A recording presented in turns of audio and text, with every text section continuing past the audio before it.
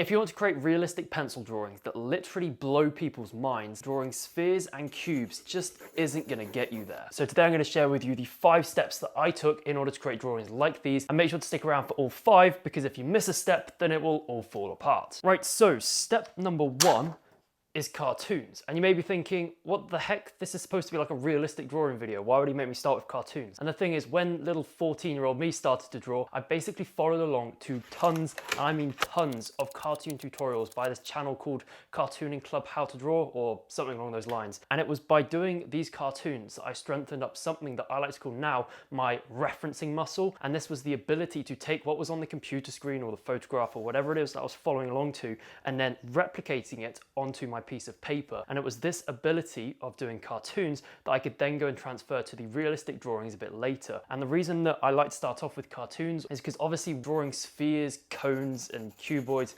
yeah, it has its place, but it's not very exciting at all, and you do get very bored of it. But with these cartoons, the stuff you create is pretty fun to create, or at least I hope it is for you, and the results that you get are actually really cool as well. So obviously gives you some enthusiasm to go on to the next drawing and the next one and the next one, and obviously through that repetition you do build up that referencing muscle. Step number 2 is to learn something called the grid method. Now, you may have heard of this before, but if you haven't, it's basically where you put a grid onto your photograph and then the exact same grid onto your piece of paper. And what this is doing is it's breaking up the really complex subject that you want to draw. Let's say you want to draw like a car, which is obviously a very complex shape with loads of curves and individual pieces. But with the grid method, it's breaking it up into little boxes that you can one at a time work your way through.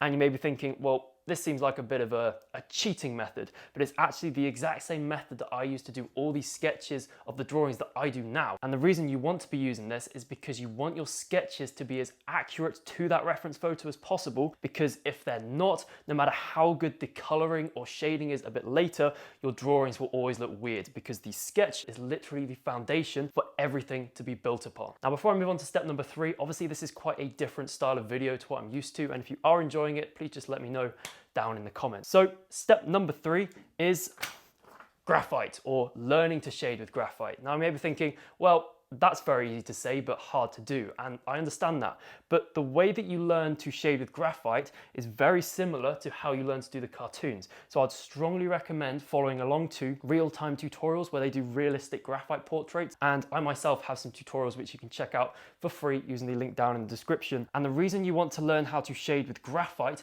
before moving into the colored work, which we will discuss a bit later, is because you want to get to grips with how tones work together to create a 3D effect. Because there's no point going on to color when you don't understand how tones work, because you'll be worrying about color, worrying about tones, and it will all just fall apart. Now, some tips with graphite is to use something called blending stumps. And what they do is they just push the graphite a bit further into the tooth of the paper and just make it a bit smoother. You'll also want to be using a set of graded pencils. So not just your HB, you want to have pencils such as like the 8B, the 6B, or that's like the 2H. And when you have that variety of different pencil grades, and the grades is just referring to how soft or hard the lead is, and once you have that, it will allow you to create a really nice wide variety of tones. So as I've already said, if you want to have a go at some real-time graphite tutorials, I have them linked down in the description completely for free. So moving on to step number 4, that is color. Now, you may be thinking, well, again, that is obviously a very broad topic, and it's like not very helpful just for me to stand here and jibber jabber for like a minute about it.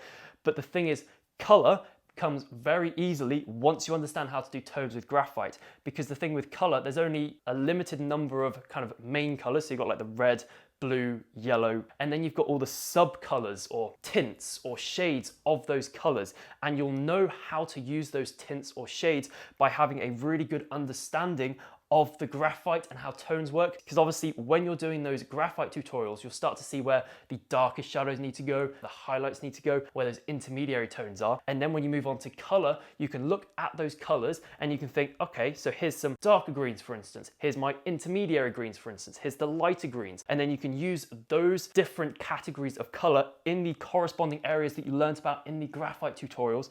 And then your colored pencil work will look really good. And obviously I'm recommending here, starting off with some color tutorials, which I again have linked down in the description. But once you've done the tutorials, you understand how to use color based on what other people are telling you, then it's time to go solo and start creating drawings from your own reference photos. So you're using all the skills that you've learned through all the different steps. So step number 1, that referencing muscle that you've built up, the grid method which you're using to do your sketch, the graphite which you've used to really understand how tones work in order to create a 3D subject, the colors. And I do quickly want to say that at no point did I ever sit down and quote study color theory. I just kind of got on with it, having known about the tones and stuff from the graphite tutorials. And a couple of tips with using colored pencils is to use lots of layers. So in those first layers, you're pressing quite lightly, establishing where all the different shadows and tones need to go. And then layer by layer, you can gradually press harder and harder with the colored pencils in order to do something called burnishing or blemishing the paper. And this is the point where the paper can't take any more pigment because you've filled all the teeth or tooth of it with the pigment. So those white speckles that you normally get from the paper grain just can't show through anymore. And obviously there's lots of other tips and tricks about all these different steps. And if you'd like to learn about them, be sure to hit that subscribe button, because I obviously don't want this video to be overly long. So yeah, I hope you enjoyed this video, you found at least something from it useful, and I shall see you in the next one, which will appear on screen right about here.